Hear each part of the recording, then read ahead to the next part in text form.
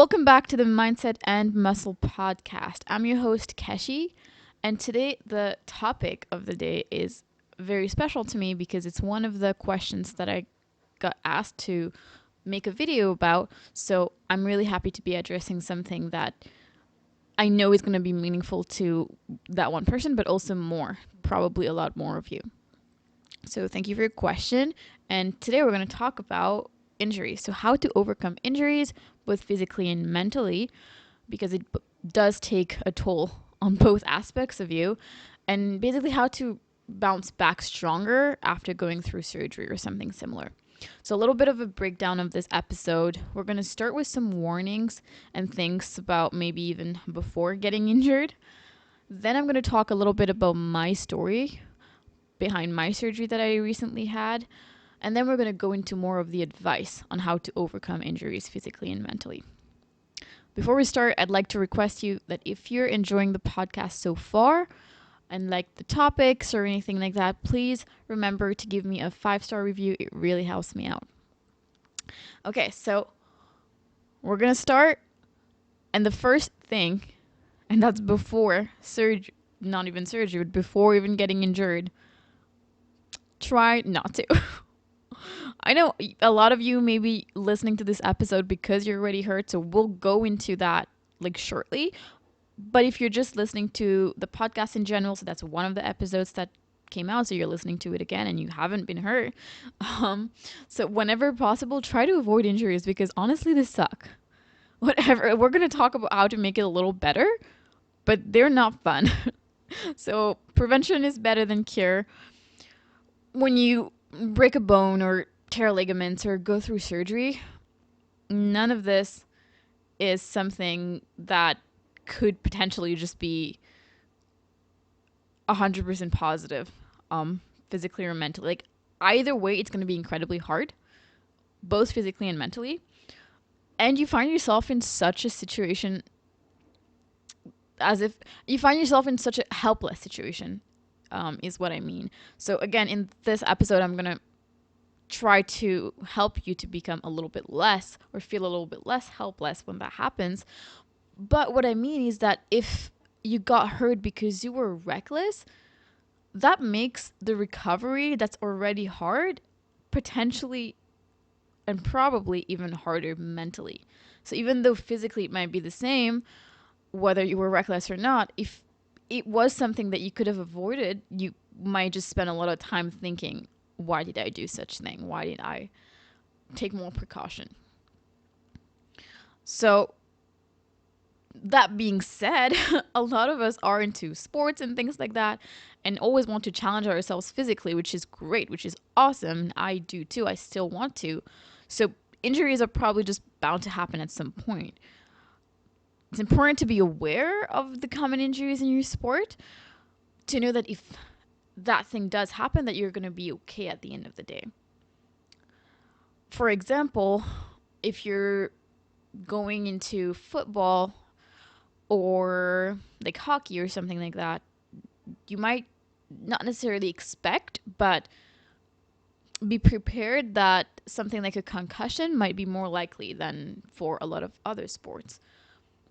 And if you play soccer, for example, maybe tearing your ACL might be something more likely.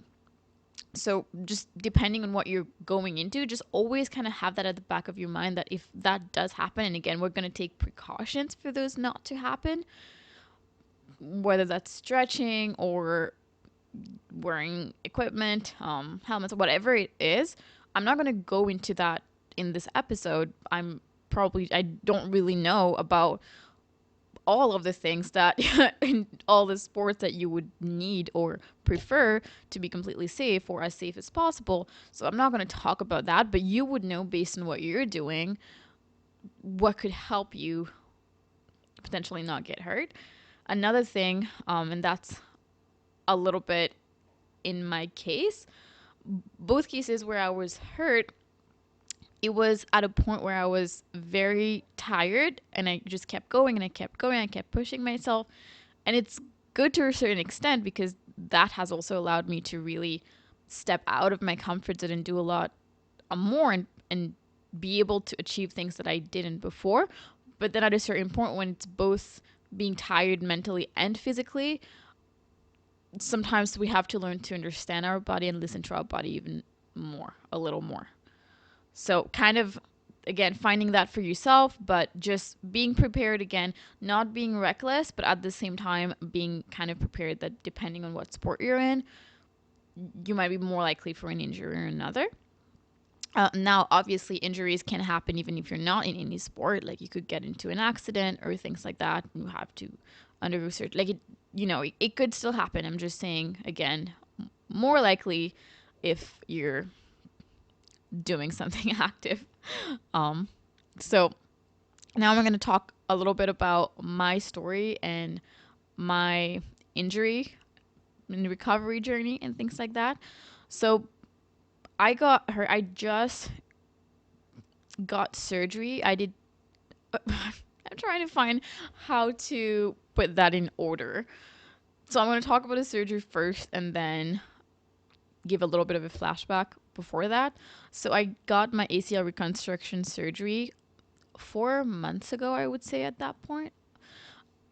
So that happened while I was in parkour. And the reason I'm a little bit hesitating about how to give the timeline for it is because shortly before that, I was hurt again in parkour. Both cases, so I was taking parkour classes actually, but both cases when I was at drop-ins and I was really like on my own doing that, by the end of it where I was like really tired but still couldn't get that skill and I kept pushing myself and I was again tired and like both mentally and physically, and then my body was just a little bit probably just compensating using a different muscle or using something else like another part of my body or something, or just feeling weaker in general. I know in one case, in the one where I tore my ACL, I had also gone to the gym in the morning. I had like a long day, and then that was like 10 p.m. or something. I'm pretty sure like 9 or 10 p.m. where I went and, yeah, basically went for a drop in. So it was definitely a little bit reckless because of that, because I just kind of kept going. And I don't know if you can hear in the background, but that's my washing machine. Now it's done. Um, anyway, so let me talk about the first injury. That was not a surgery, and it was more painful for some reason, but less serious.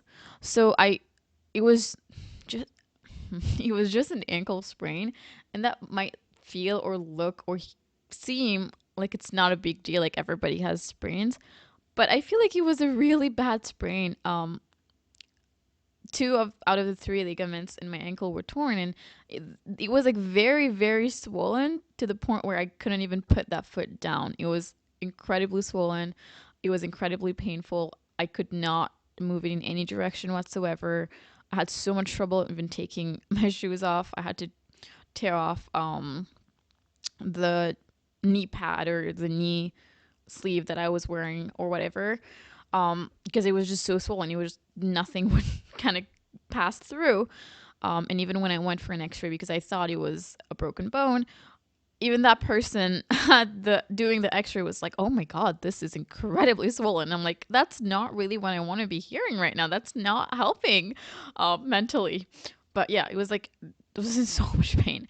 Um, However, so this was my first really injury, and it took a couple, I would say weeks to months, but in terms of months, it was like on the lower end of it, so maybe like 2-3 months or something like that, until I was able to really, and that was 2-3 months of also doing physio, not just kind of leaving it. I was on crutches for a while, and then slowly crutches, and then not knee brace, the ankle brace. I had the little, it wasn't really a boot, but it was a pretty hefty brace that I had, and that was helping me quite a bit to walk and things like that.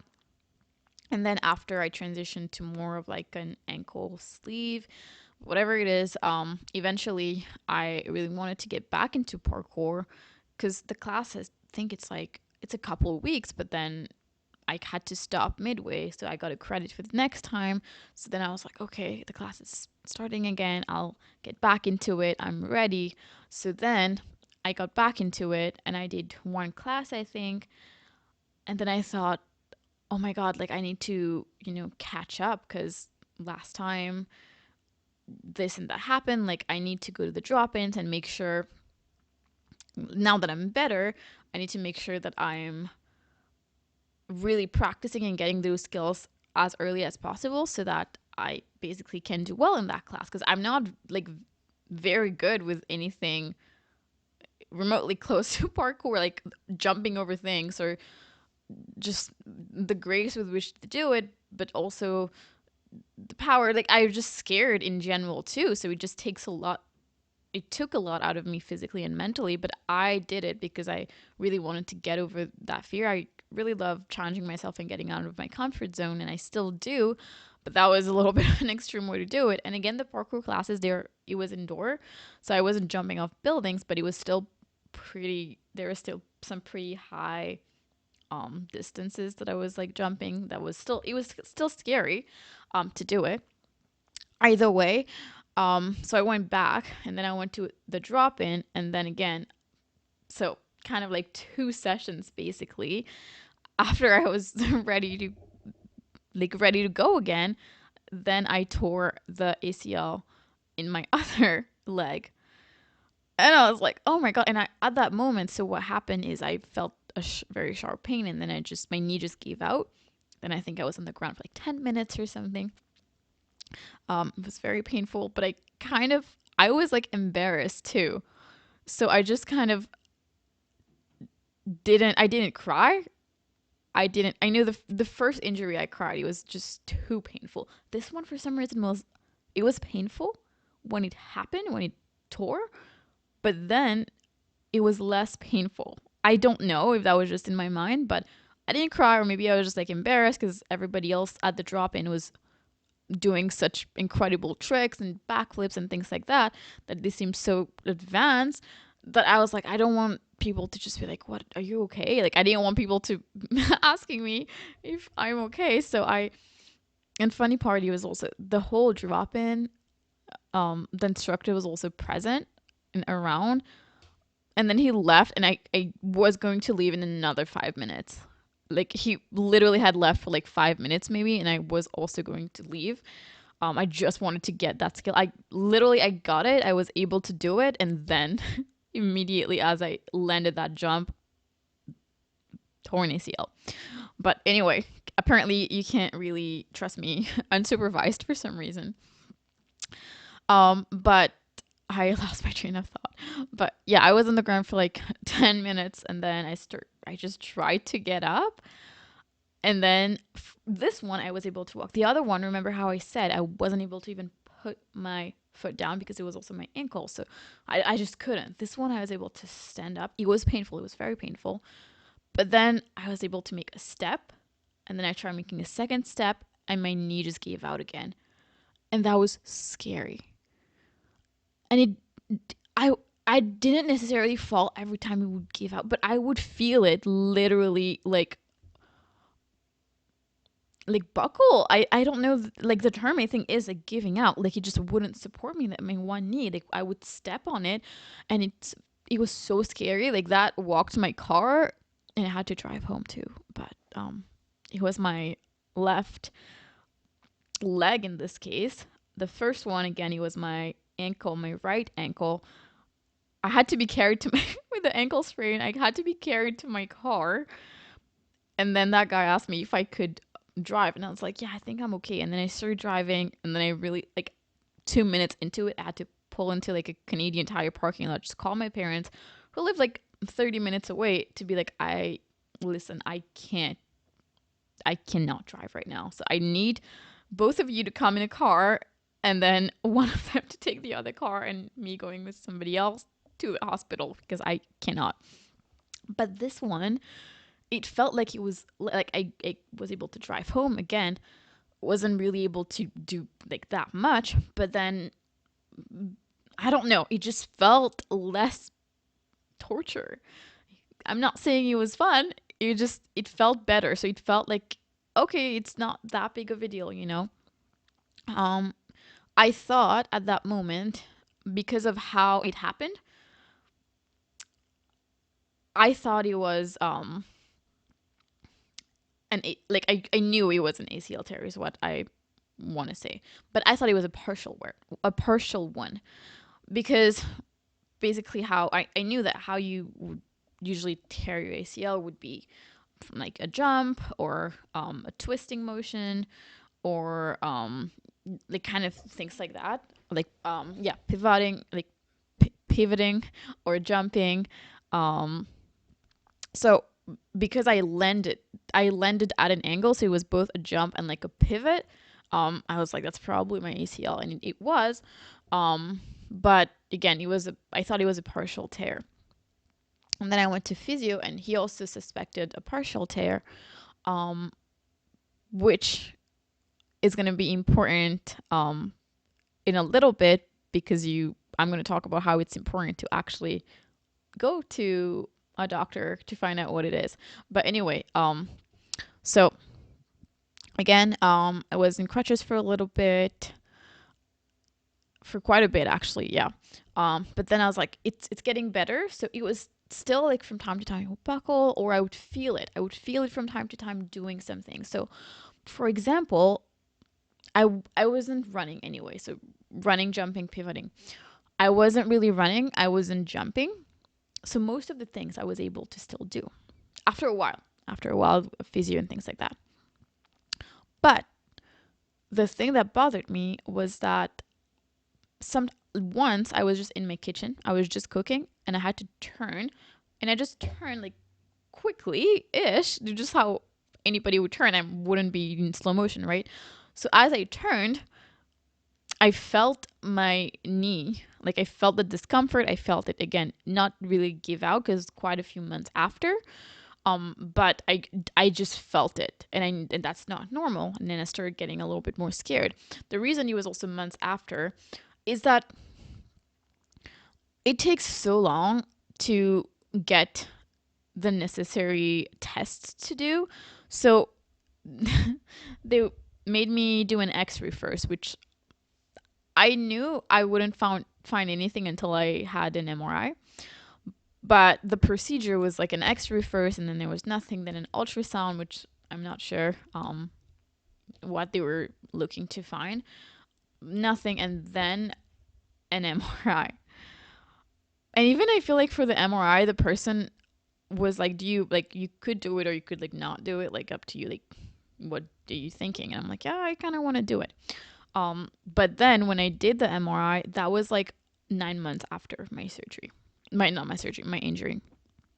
And then when I did it, they told me that I had a full tear, as well as, oh, actually, it was my family doctor who didn't seem like it was a big deal, and then asked me if I really wanted to do the MRI, and I had to be like, yeah, like I will do it, like please, I don't, because he's like, you'll probably have to wait a couple of months, like it's up to you, like you don't have to, it looks like you're fine or whatever, but yeah.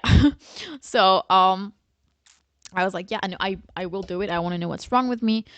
So then by the time I went for the MRI, honestly, like I was doing most things properly, like just walking, doing most things. But then I felt like when I was doing like activity, and again, I wasn't running, jumping, things like that yet, because I wanted to know what's wrong first. I didn't want to, if something was wrong, I didn't want to make it worse. So I was aware of that. And then I did the test. I had a full ACL tear, as well as my meniscus was also a little bit torn. And then there was like some one or two other things that I don't think matters that much. But yeah, kind of a few things. But for this injury, again, that was like 9 months after. Then by the time I got the surgery itself, it takes months again. I had to go through so many kind of like hoops, jump through so many hoops. I think that's the expression, to be able to do that even after I got, because even if you have a full ACL tear, you don't have to undergo reconstruction. And they told me, like, if you're not thinking of going back into things like running, jumping, those things that you necessarily need your ACL for, you don't have to do it. But I want to be able to do obstacle courses at some point again. So even if I don't want to do parkour again, I do want to do obstacle courses and things like that. So I was like, I want to do the surgery because then once I do it, the time is going to go by anyway, the 1 year, the 2 years. At least after that, I'm going to be fine. I'm going to be like back to normal or as close as possible. But in that case, the recovery, so right now I'm 4 months after, but again, so not like, let's just say a year after my injury when I got the surgery, then at that point, once you have the surgery done, you kind of in the same state as when you first got injured in terms of not being able to do anything, having to walk with crutches, the range of motion being incredibly small.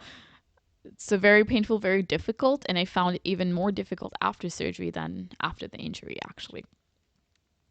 Um I might go a little bit more as I'm giving the advice as to the feelings that I have, but mentally it was incredibly hard. I'm not used to just staying at home doing nothing. I usually always have something to do, and just kind of always on the run.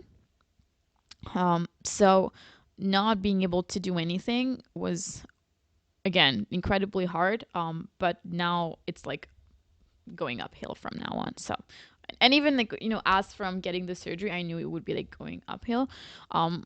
What Before I got the surgery, when I was given kind of the options, the physio told me that she had also had surgery done on her ACL, but she told me, you're young.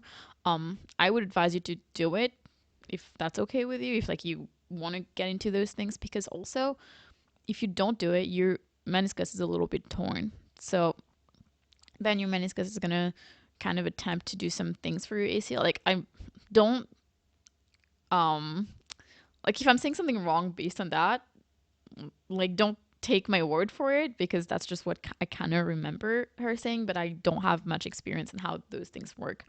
But she was telling me about how the meniscus is gonna like try to compensate for it, and then basically it's gonna, that little tear that happened, it's kind of gonna get, it could tear more with time, and then that's not something that we can replace. So while I could replace my ACL, the meniscus is not something that I could replace. So not at this point, at least in what they do medically.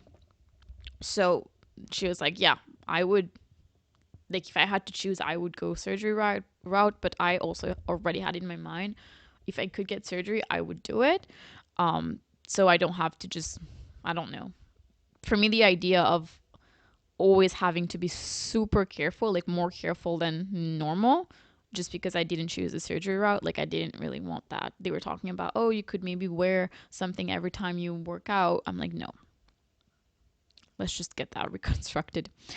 But yeah, that was kind of my story. Now we're gonna get into more the advice point of view of the video, which should be more points, but hopefully not too much, not longer, because this video is already like 24 minutes. So I'm gonna try to go a little bit quicker, but make sure I give you all the points. So I'm gonna divide it into physically the advice that I have, and then mentally as well.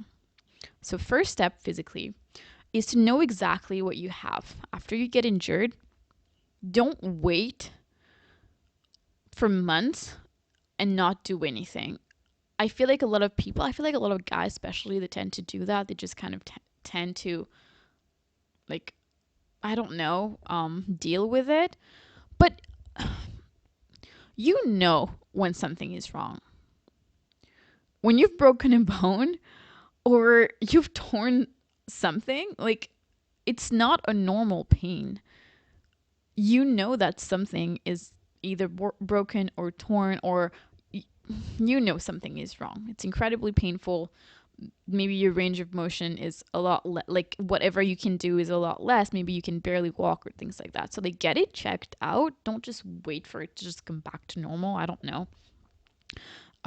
Because in my case, it was actually worse than I thought it was. So even though my pain wasn't like a 10 out of 10, I would say, I still, if I didn't know, I could have made it worse with time. again, by just thinking it was a partial tear and just doing other things, like keep like right now, I would feel better. I would get back into things. At some point, I would want to, obviously run and jump and things like that again and do obstacle courses. So if I was again doing that with no ACL, basically, that's not safe. So I could have hurt myself or like gotten another injury or like made it worse. So I'm really happy. I'm really grateful that I stayed hours and hours at the hospital, and for my parents to have stayed for hours and hours at the hospital with me too until we, figured out what it was. But I'm glad I was able to. So it's gonna take longer, and it might even be a much harder recovery if you wait too long. Sometimes if you wait too long for some things, you might not even be able to get that as good of a treatment as you could have if you did it quicker after your injury. So go to the doctor. Don't be stubborn about this. But also prepare yourself mentally for that time frame. So based on your doctor, your physio, they might tell you a couple weeks you'll be okay, or a couple months, like whatever it is. Kind of be okay with it taking, like, let's just say they're saying it's gonna take like a year. Don't just expect to be okay in 3 months. Like, kind of try to prepare yourself mentally that for a year you're gonna have to slow down on some things and change some things to adapt to your recovery. Now about surgery day, if you haven't had surgery, but you're going to soon, for example. So surgery is painful for a couple days. I would say it's physically painful, and then it becomes mentally extremely painful even after the physical pain goes away for weeks to months, and it could even be more. And that's where we have to do a lot of work. Just either case, best case, worst case, whatever it is, you won't feel normal after it. Not just that day you won't be able to eat or things like that, or feel drowsy or you'll feel whatever, but just you won't feel normal. You'll feel very helpless. Whatever it is, you will have a lot less ability to do stuff. Or for example, let's just say if it's in your leg or your arm, you will feel like you can't do things by yourself that usually you would never be asking for help. That's like just such a simple thing to do, but you can't do it. And again, it sucks. Like, I'm going to be honest, it's not fun. So rest completely for as long as required. Don't try to kind of skip that first step of the complete rest. Just lay on the couch, just watch TV, read, sleep as much as you need. Obviously, don't rush into any sports again, but probably right after surgery you can't. But just in general, like, rehurting yourself is going to make it take so much longer. And if you don't do the things that's going to make it slowly better, it's just going to end up taking longer. So it's not worth it. So recovery after surgery requires a lot of patience, and it requires a gradual approach. But just wanted to give that, like, even if you do whatever I'm kind of advising in this episode, it's still going to be difficult. That's just how it is, but you're okay. It's not impossible. A lot of people go through surgery. It's definitely something that you will 100%, like, you would definitely overcome. It's just going to be a difficult phase, and you have to be okay with that. So the first kind of main thing about physically how to make it better is to not neglect physio. Even if you have to spend a little bit more than you wanted to, try to save for it, but go to physio, and then not just go there and do it that one day of the week or something if you're going once a week. Do the exercises that they give you at home, the stretching. At first, the stretching might look so minimal about just flexing your quad. That's what I started out with, trying to flex my quad. And before the surgery, because the surgeon actually told me that even before I got the surgery, that like before I was going into it, he's like, yeah, right after you start doing that, like flexing your quad, for example. And I was like, what? Okay. And then, but after surgery, and that's also the thing that I mean, you feel incredibly helpless. When I tried to do it after surgery, I could not. I could not feel my quad at all. I tried to flex it, there was nothing. I tried to flex the other quad, I felt it very well. Back to the left quad, I tried to flex it again, nothing. Couldn't feel it, couldn't lift it, couldn't even.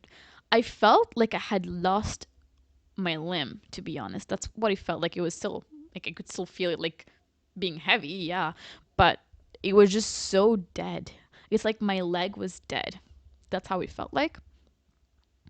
That's what I mean by feeling helpless. But so even the stretching or things like that, even if you feel like you're not able to do much, like whatever little things that they're giving you, do it.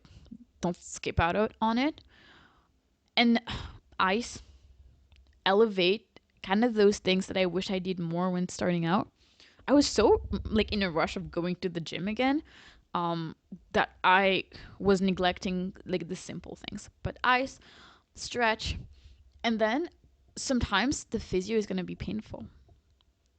Most times not, it's gonna be uncomfortable, but I maybe because I didn't push myself enough at home. When I went that one time, my physio told me that she had to push more to make sure I'm able, like she has, like I have to force it a little bit into extension and into flexion to be able to get a little bit more every time. So she was like playing with it and really flexing it and really extending it, and it was incredibly painful, and I was like on the verge of crying there. I was like, I can't do this. Like this is so hard. Like it's not, I was like, it's not going. Um but it was helping. She knew what she was doing, but it's just sometimes even physio might be difficult. It's not like physio is not fun. Okay, it's anything from boring to sometimes, like I said, in that case it was like very painful, but most of the time it's like kind of just boring stuff that you think you don't need, but don't neglect it. um Step 2, once you're back in the gym, don't rush. Start slow again. I was back in the gym like quick-ish, um with, like, I got the green light from her, but I was back in the gym to do like arms, but she told me I could only do like seated stuff. um but then even things like, so that was fine, that wasn't the wrong decision that I made, but I had to walk around and not using my crutches properly, since again sometimes at the gym I had to carry stuff, so I was a little bit careless in the sense that I should have continued using my crutches and not just try to walk around on my own, because I my knee was bent when I was walking, so I was limping around, which made it worse. So yeah, so again, start slow. Once you're back in the gym, so let's just say you're given the green light to even work legs again. And I'm again referring back to my example of a torn ACL. You could have something else, like a broken bone somewhere, like in your wrist or something. Like it could, like whatever it is, when you're given the green light start working on that body part again, don't just go to your 1 rep max or to whatever you were doing right before because you think you have to catch up, and get back on track. No, remind yourself that if you were able to do those things before, like bench a plate or two, or in my case, squat ass to grass, or like squat really low, but now when I'm going to the gym, I can't even go 90 degrees. I can't even flex that much. Um, I flex my knee that much to enable me to get in that position. Just be kind to yourself and just go slow. Like, don't force it. There's a certain amount of discomfort that you'll have to be okay with. For example, again, when I'm trying to do my exercises, I would still need to try to flex it more than it's comfortable, and it gets a little painful sometimes. Um, but you have to be safe with it. For example, I'm not going to keep going down in a squat with weights, like not in that case. So I would kind of be slow at the gym, and then I would do the stretches and whatever the physio told me to do. And if they told me, okay, this one, just if it gets uncomfortable, you have to keep going a little bit more unless it's like very painful. And I had a physio once that told me like if it's uncomfortable you keep going, but if it's painful then you stop. Um so that gave me a little bit of an idea, because a lot of times it's not really painful, it's just like very uncomfortable. It's yeah, it's not uh, I don't know how to kind of explain it better, but I think a lot of you might know what I'm talking about when I say it's not necessarily pain, but it's it's very uncomfortable. Or in my case this time, my physio told me that while you're doing anything at the gym, for example, if you feel the stretch or the discomfort at the back of your knee, that's fine. You can keep going and you'll probably still feel it. But if you feel anything in the front of your knee, stop immediately. And both happened, and I did as I was told. When it was in front, I stopped. When it was at the back, I was like, okay, I think that's still okay, that discomfort. But again, it wasn't like a sharp pain or anything. Step 3 is to adjust your workout to adapt to your current condition. So modify exercises, explore like alternative workouts, and be open to trying new approaches which align with your recovery journey, is what I mean. You have to remember that progress might not always be linear, and it usually isn't linear, but each step forward counts. So you don't want to be taking step backwards by trying to rush, but each little step counts. So that's physically. Mentally, I have a few more points. The first is that while you're actually, I'll do that as step 2. The first one is allow people to help you. As I said, you'll feel helpless and very vulnerable, and that might make you want to reject help more than accept it. Because I was so like, I can't have people bringing me everything every time I need it. I can't go grab a piece of tissue. Like food, of course not. I can't do anything. I need people to allow me or help me to do everything, to bring me everything. And I feel like even lazy. I was like, well, they're gonna think I'm lazy. Like I'm gonna be like such a burden. That's how I was feeling. You probably feel like a burden. You're not a burden. Those people love you, and if they were in that situation, you would gladly do anything you had to do to make them better. I was getting scolded by my mom and my boyfriend then. So because I kept wanting to do stuff, and they were like, just sit down. Just sit down. And like, I'll bring you the ice, I'll bring you whatever you need. Like, you need to elevate your, like, I'll bring you everything. Just stop trying to do everything yourself. um but after a while, if it's been like a couple weeks, you do start feeling like a burden. Again, you're not, but you're probably gonna have this thought. I definitely did, because I'm like, okay, maybe for a day or two they're gonna be okay, but how long are they gonna be okay doing that for me? But allow people to help you. That's important. Remember that if, again, the roles were reversed, you would do it. You would help out, hopefully. The second thing is, in the meantime, while you can't really do much, like physically, have other goals that you can work on, and other hobbies and other things that keep you busy and like make you happy, like all of those. So just because you can't do physical things, and that might be a big part of your life, maybe you can start a podcast or a YouTube channel. But just your phone, and even if you don't want to like set up and things like that, and you can literally just have a podcast where you don't need to show your face, or start a blog, or start working on a side hustle or something from your laptop, or just get into knitting. I don't know, painting, just whatever it is. Like, get a new hobby, get something else, something you can work on, a new course, whatever it is. Just keep yourself busy. Take this time to read more. There's plenty of things you could do. So keep yourself busy, and with things that you will make future the life for future you better and easier. Step 3 is patience.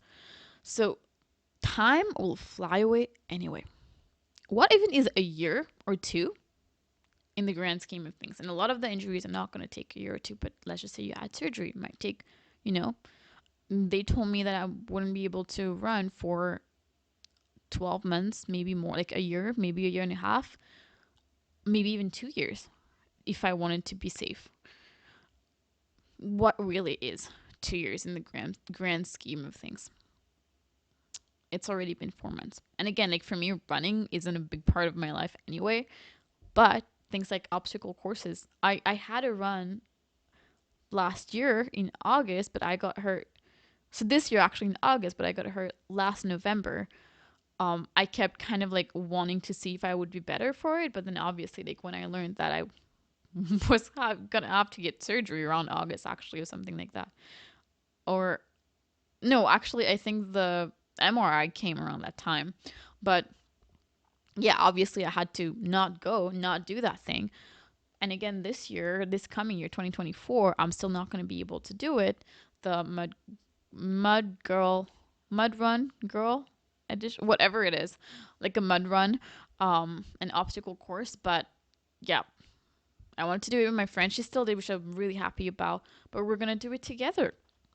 So that now I'm excited for the next time, that maybe like not 2024 but maybe 2025. If not, then maybe 2026 we can still do it together. There's going to be a time where it's going to happen. Like time is going to pass anyway, and time flies, as everybody knows. So just be patient with it, but also celebrate small victories. If you're going to physio and they're telling you you got a few more degrees or another degree, progress in how much in your flexion or extension of that limb, for example, celebrate that progress. You've been working, so celebrate it. Step 5 is push yourself to an extent.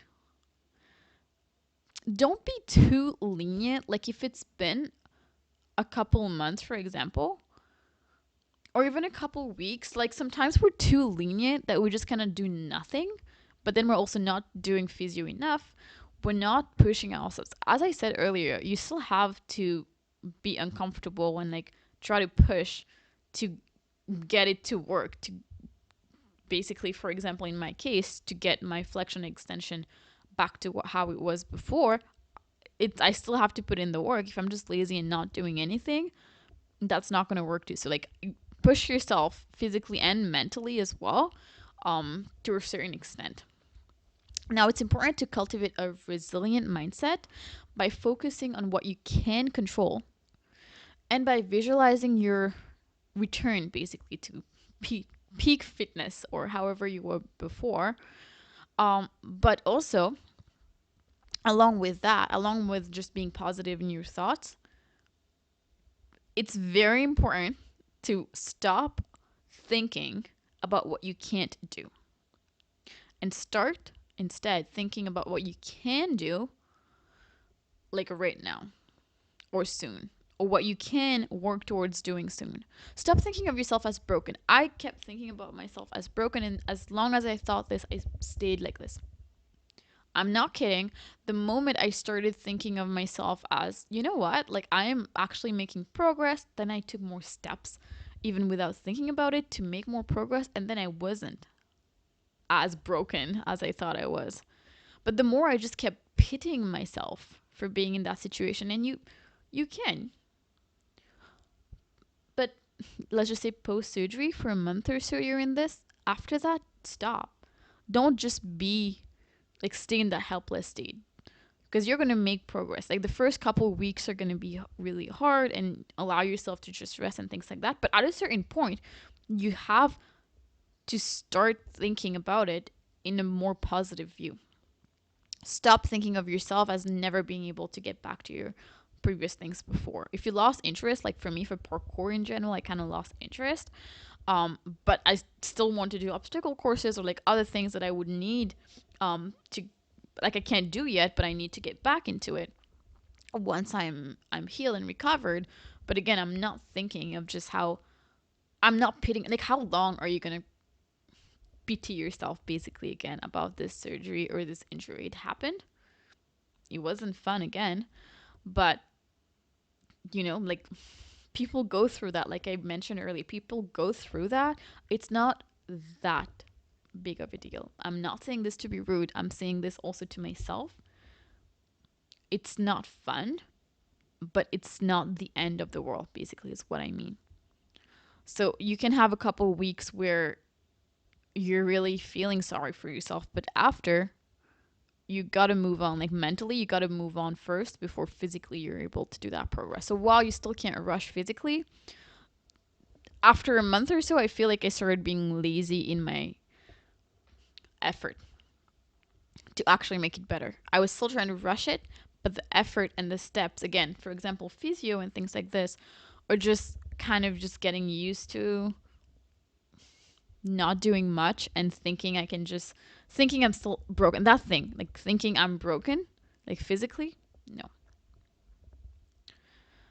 So there is the quote that I heard again today on TikTok for some reason. Um, my cousin used to say that all the time. I remember him saying that a lot. That's the quote from Rocky when we were little, or when I was probably like, I don't know, 10 or something. So I don't remember even like how old he was. Maybe he was a teenager. But then for some reason, because he was saying that so much, that got stuck in my mind. And today I heard the other part of that, the few sentences that came after.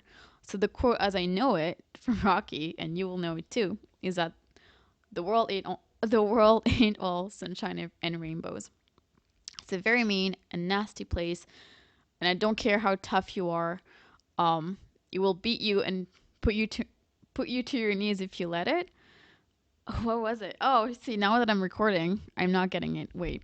The world ain't all sunshine and rainbows. It's a very mean and nasty place, and I don't care how tough you are. It will beat you and keep you and put you to your knees. I'd keep you there permanently if you let it.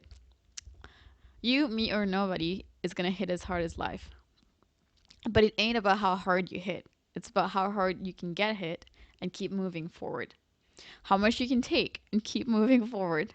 That's how winning is done. That's a very popular quote, and all of you will probably remember it or recognize it. But I didn't know what came after. And then after it said, now if you know your worth, if you know what you're worth, then go out and get what you're worth. But you gotta be willing to take the hits and not pointing fingers saying you ain't where you wanna be because of him or her or anybody. Cowards do that, and that ain't you. You're better than that. So that additional part I feel like is super important. So that first part about how, again, life is gonna beat you to your knees and keep you there permanently if you let it. That's very true. And like going through that, I totally understood. Like just thinking about how like the situation is gonna, you're gonna be put in those situations, but you're gonna take the steps, and you're gonna. That's talking about accountability there, about even if you're taking those hits, like stop pointing the fingers at not just other people, but just other situations, so at your situation, and feeling helpless about it. At a certain point, you have to take kind of your life in your own hands and put in the effort to get better. And then again, instead of kind of that last part, really reminds me of, instead of how